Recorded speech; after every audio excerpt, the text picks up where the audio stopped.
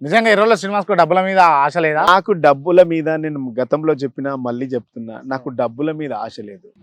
సమాజానికి ఒక సేవ చేయాలనేటువంటి తాపత్రయం తప్ప డబ్బుల మీద ఆశ లేదు. నిజంగా డబ్బుల మీద ఆశ లేని రాజకీయ నాయకుడు ఉంటాడా అన్న? ఉంటారు, ఎందుకుండరు? ఆ? చాలా మంది ఉంటారు. ఒకరిని చూపించండి. ఎందుకు చాలా మంది ఉంటారు, ఎందుకుండరు? ఆ. ఖర్చులకు వెళ్ళడం వేరు, డబ్బులే సంపాదించుకోవాలనడం వేరు. అట్లా ఈ దేశంలో ఈ రాష్ట్రంలో చాలా మంది ఉంటారు అట్లా. మనం ఎప్పుడు కూడా రాజకీయ నాయకుడు అంటే కేవలం డబ్బుల కోసము కాంట్రాక్ట్ల కోసమే వస్తారనేటువంటి భావన అది తప్పు.